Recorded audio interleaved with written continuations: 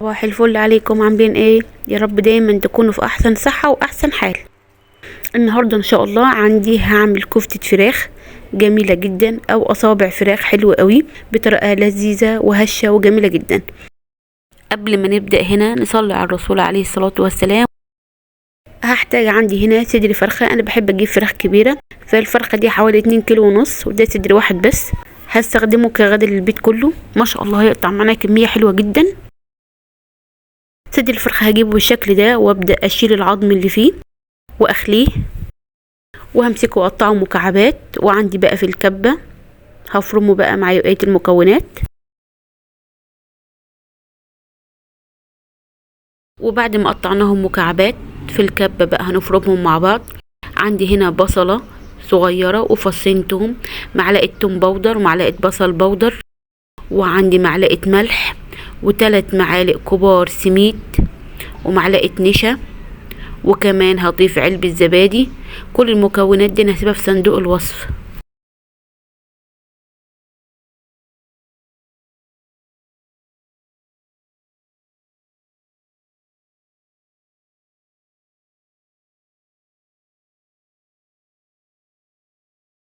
يطحنوا ناعم قوي. عندي هنا انا نسيت اضيف الكركم، فضفته بعد ما طلعت الفراخ وقلبته فيها كويس.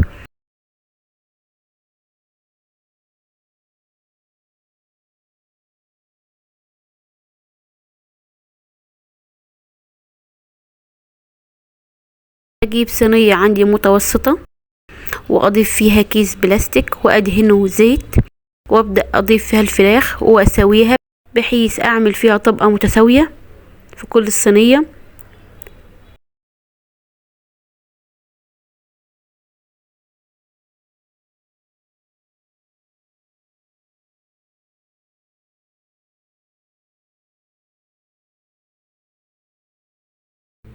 وبكيس بلاستيك تاني كده اضغط عليها لحد ما اتأكد ان هي كلها قد بعض، واخبطها كده عشان افرغ كل الهواء اللي موجود فيها. هدخلها التلاجة او ممكن الفريزر لمدة ساعتين عشان اعرف اقطعها. بعد ما سبتها في الفريزر ساعتين هطلعها بقى تكون جمدت، وامسكها اقطعها، ممكن شرايح بالطول ممكن مربعات، الشكل اللي انت عايزاه.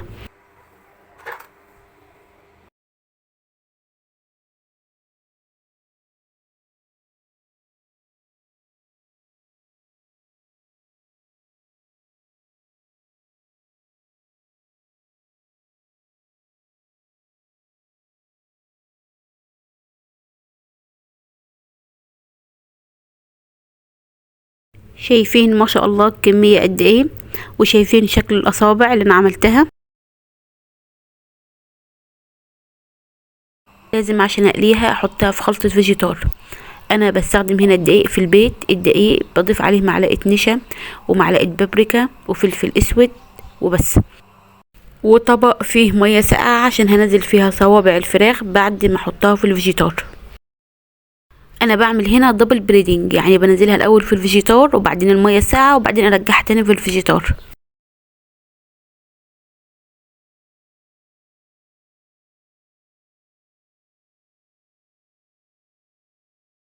لو انت حابة تغلفيها بخلطة كريسبي ده شيء يرجعلك، بس انا مش بحب خلطة الكريسبي قوي، بحس انها تقيلة كده.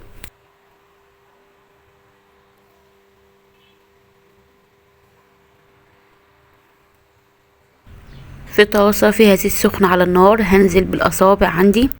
هي مش تاخد وقت كتير، حوالي 5 دقايق. اول ما تاخد لون من على الجنبين هبدأ اطلعها، ومش بتشرب زيت ولا حاجة، هتطلع معاكم جميلة جدا، وجربوها هتلاقي النتيجة حلوة قوي.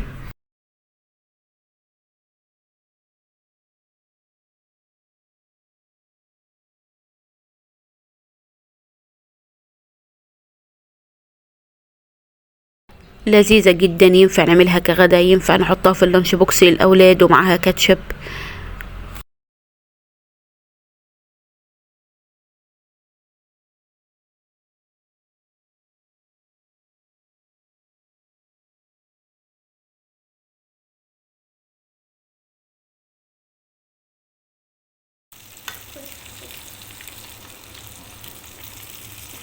عامل زي رموش الست. لو عجبكم الفيديو ما تنسوش الاشتراك في القناة والشير ولايك لكل اللي بتحبوهم، ودمتم يا رب دايما بصحة وعافية.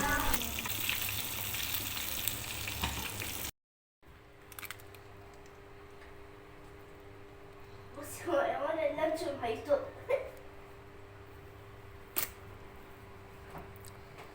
اللانشون هيطق. العلبة هتطق. بس هو لسه مش عارف من عليها.